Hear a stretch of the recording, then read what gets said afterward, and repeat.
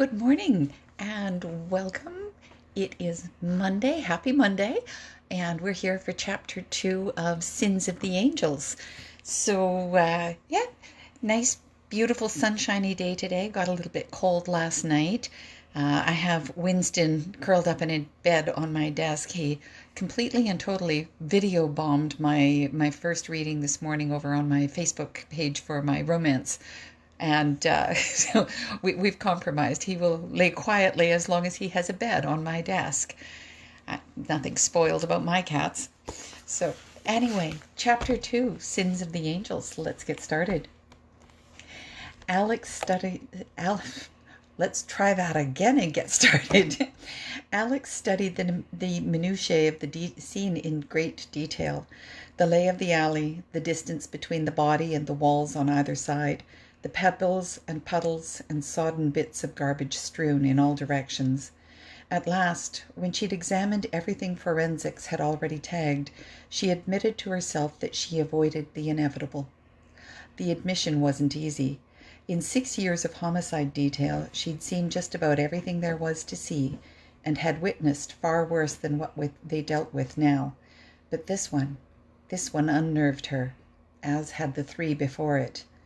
Her mouth twisted as she glared balefully at the tarp-covered corpse from a few feet away. She knew why slashings bothered her, of course. She didn't need a shrink to tell her that what she'd seen 23 years ago had left its mark.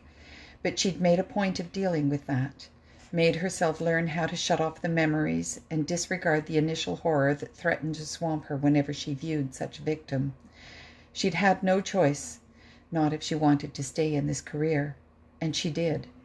But this case, where they'd already had so many victims so close together, and there was no sign that the killer would let up. Alex put the brakes on her thoughts and reached into her pocket for a pair of latex gloves. No, she could do this. It was just another victim. Nothing more. She stepped across the puddle to the tarp. Taking a deep breath, she pulled on the gloves. Latex snapped into place around each wrist. She exhaled, braced herself, crouched beside the tarp. Every time she had a case like this, the memories threatened. Most of the time, she could hold them back. She lifted a corner of the plastic sheeting. And sometimes she couldn't. Unbidden images slammed into her brain, vivid, horrifying, resisting all attempts to push them away. She squeezed her eyes closed to shut out the corpse at her feet. The images continued. A kitchen floor slick with blood, a knife, a body, one like this with its skin laid open, and Alex took a shuddering breath and gritted her teeth. With a monumental effort, she summoned her mental door, huge, thick, impenetrable, and made her mind force it shut again on the unwanted images, the memories, the past. Seconds crept by. Slowly the nausea receded.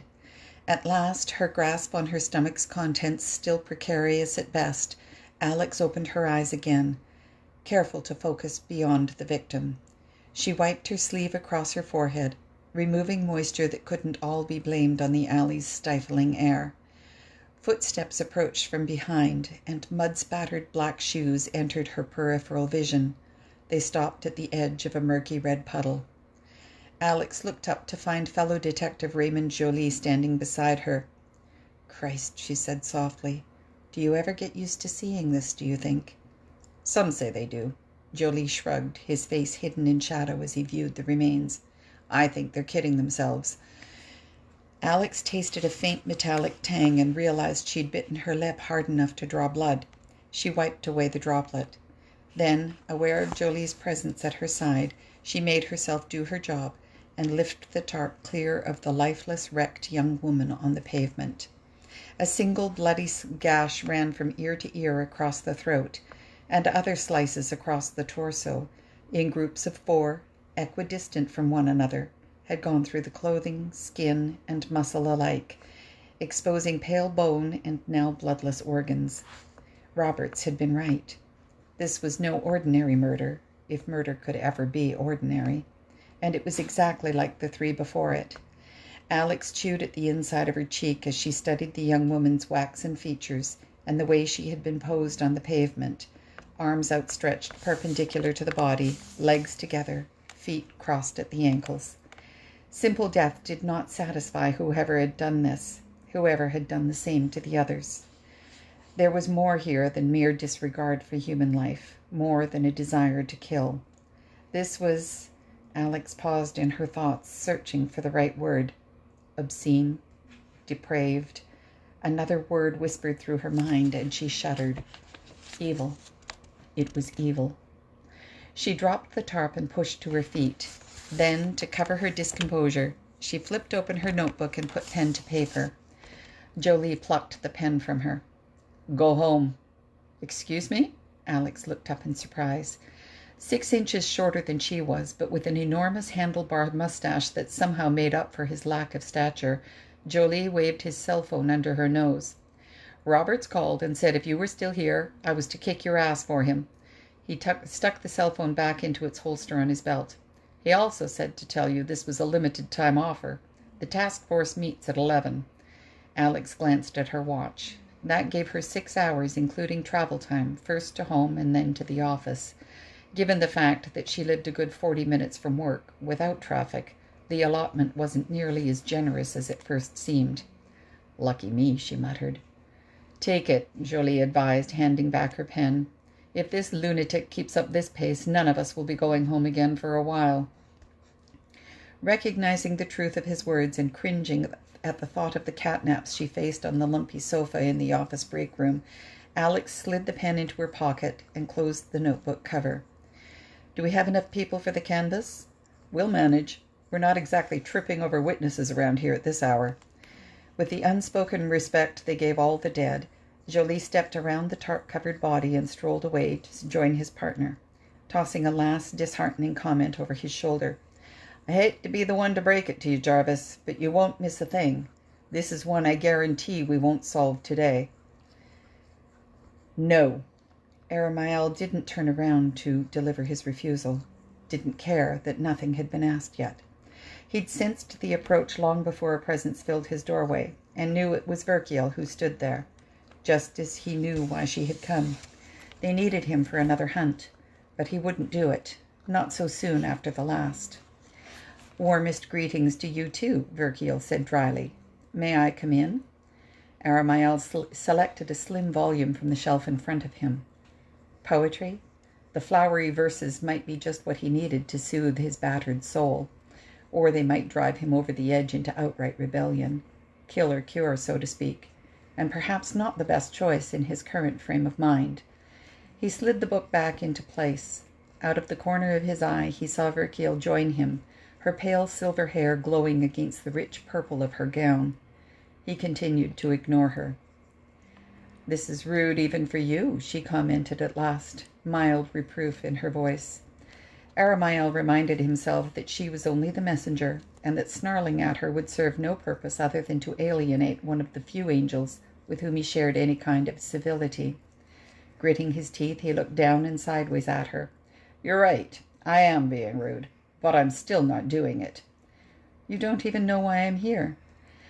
There is only one reason a Dominion visits a power, Verkiel. Why any of the others would visit us either if they bothered at all. Aramael ran his finger down the title on the spine of a massive volume, paused, and moved on. Too heavy, in the literary as well as the literal sense. So yes, I do know why you're here. Verkiel fell silent for a moment, then admitted, I'd never quite thought of it like that. I suppose it is rather obvious. Rather. You're right, of course. Of course. And I've told you, I'm not doing it. I've only just come back from the last hunt. Find someone else. There is no one else. Aramael met the other angel's serene, pale blue gaze for a moment before he turned away. Ezrael is in the garden. Send him. There's more to it this time. Mitron wants you to go. Aramael caught back an unangelic curse and pulled a book from the shelf. I'm tired, Verkiel. Do you understand? I'm tired, and I'm empty, and I've just finished 4 consecutive hunts. I'm not doing it. Send Ezrael. There's a woman. A what? He pushed the book back into place without glancing at its title and eyed her narrowly. What does a mortal have to do with this? She, well, she, Berkiel floundered, avoiding his eyes. Her hands fluttered in a way that reminded him of a trapped bird. Any hint of serenity had vanished. She's important to us, she finished. And? We think the fallen one might attack her. He wasn't sure if he found it more unsettling or annoying that she seemed to have lost her capacity to give him a straight answer. And? We'd like you to watch over her. That was straight enough, but incomprehensible nonetheless. He stared at her. You want me to what? To look out for her, make sure that the fallen one doesn't reach her. I'm not a guardian. I know. Verkiel's hands fluttered faster. We know, and we don't expect you to protect her in any other way, just to keep... Her voice trailed off. I am not a guardian, he repeated.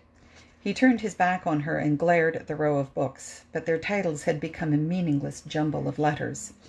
We know that. Then you shouldn't be asking. Verkiel muttered something that sounded like, I know that too. But when Aramael glanced over his shoulder, she had closed her eyes and begun massaging her temple. He regarded her, toying with the idea of asking her to repeat herself. He decided to let it go because whatever she may or may not have said had no bearing on a conversation he preferred not to be having in the first place, a conversation he now considered finished. He turned his attention to the bookshelf once more. She didn't leave. Long seconds crawled by. Aramael's impatience surged, and he rounded on the Dominion.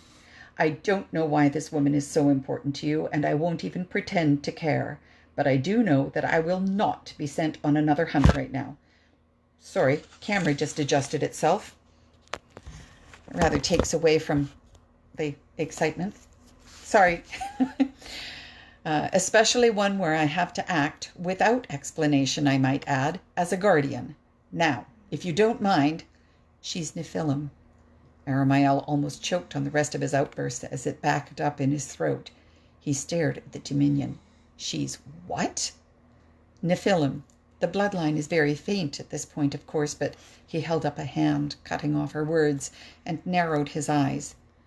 You want me to act as a guardian to a Grigori descendant? The Dominion's hands retreated back into the folds of her robe. She nodded. Aramael turned and paced the room's perimeter. His mind raced. Nephilim. The very name tasted bitter on his tongue, as it would on the tongues of all those who remained loyal to the One.